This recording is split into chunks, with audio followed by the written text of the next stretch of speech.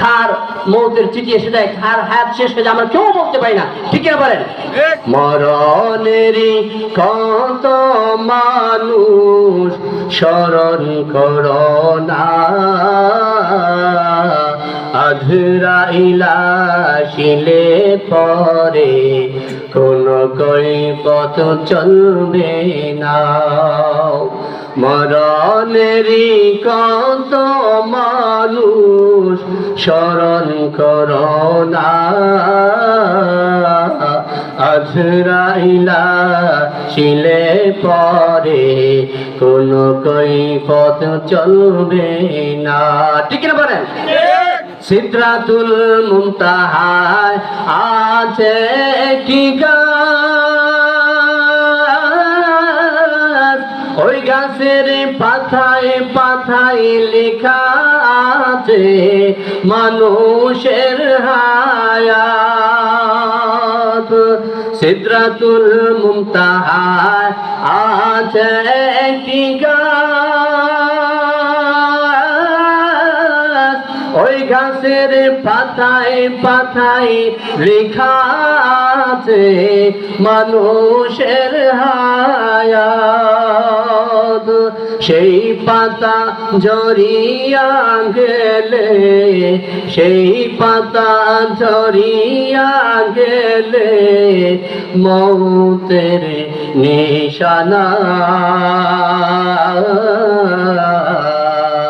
আজরাইলা শিলে পরে কোন কৈফত চলবে না। মরণেরই কত মানুষ স্মরণ করোনা,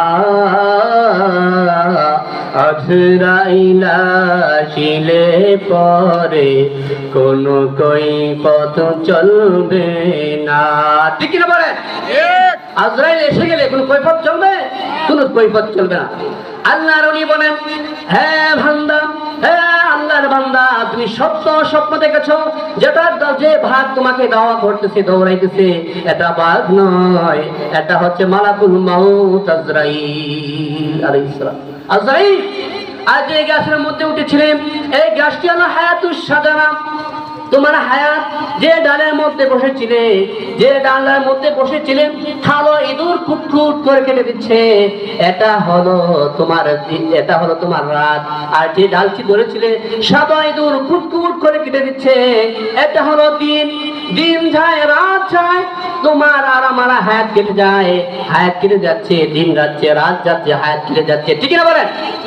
আর উপরে যে দেখতে পাইলে মধুর ছাপ, মধু পড়তেছে, মধু খাইতেছে সুমিষ্ট, এটা হলো দুনিয়া, এটা হলো দুনিয়া। দুনিয়া ধন সম্পদ টাকা পয়সা মায়ার জালে আমরা আবদ্ধ হয়ে গেছি, ঠিক না বলেন? এক ব্যক্তি স্বপ্ন দেখতেছে, ঘুমের মধ্যে এরকম টাকা পয়সা যা ভরে ফেলছে, টাকা পয়সা স্বর্ণ অলংকার যা ভরে ফেলেছে, পকেট ভরে ফেলছে, ঘুম থেকে সোজা বেঁধে কিছুই নাই, কিছুই নাই। এই দুনিয়ার ধন সম্পদের প্রতি আকৃষ্ট হয়ে গেছি, এই দুনিয়ার ধন সম্পদ গাড়ি ভারী সব ছেড়ে যেতে হবে। এই দুনিয়া একদিন লাঠি মেরে অন্ধকার খবরে ঢোকায় দেবে, ঠিক কিনা বলেন? কেউ থাকতে পারবে না, কেউ থাকতে পারবে না, আমরা কেউ পারবো না। এই জন্য মৃত্যুর কথা বিশেষ করে আল্লাহ ওলি বলতেছেন, এটা হলো দুনিয়া, এইটা মধুর চাক হলো দুনিয়া। আমরা দুনিয়া মায়া জালে আবদ্ধ হয়ে গেছি। আর যে নিচে দেখতে পাইলে, হে আল্লাহর বান্দা, তুমি নিচে দেখতে পাইলে অর্থের মধ্যে অজগর সাপ হা করে আছে, এটা হলো তোমার। তুমি যখন মৃত্যুবরণ করবে, তখন এই অন্ধকার খবরে তোমাকে রাখা হবে, এই সাপে তোমাকে কামড়াবে, এই সাপে তোমাকে ছোবল মারবে। তুমি যে পাপিষ্ঠ গুনাহগার, এই অবস্থা মারা গেলে এই সাপে অন্ধকার গর্তের মধ্যে কবরে তোমাকে সাপে কামড়াবে, ছোবল মারবে। বলুন নাউযুবিল্লাহ। আল্লাহর ওলি অন্তরে আল্লাহর ওলি কথা বলতে, তার বয়ান শুনে, তার তাবির শুনে ওই বান্দার, পাপিষ্ঠ বান্দার অন্তর নরম হয়ে গেল, আল্লাহর ভয় ঢুকে গেল। বলতেছেন, হুজুর আমাকে তওবা পড়ান, আমাকে তওবা পড়ান। তওবা পড়ালেন আল্লাহর ওলি, ওই বান্দাকে তওবা পড়ালেন, এবং তওবা পড়ার পর তিনি নেক আমল উপদেশ দিলেন। সে ওই বান্দা নেক আমল করতে করতে এরকম আল্লাহর ওলি হয়ে গেছে। বলুন সুবহানাল্লাহ। আল্লাহ তাআলা আমাদের সকলকে বেশি বেশি করে মৃত্যুর কথা স্মরণ করার তৌফিক দান করুন। সকলেই বলি আল্লাহুম্মা আমিন। ওমা আলাইনা ইল্লাল বালাগ। আসসালামু আলাইকুম ওয়া রাহমাতুল্লাহি ওয়া বারাকাতুহু।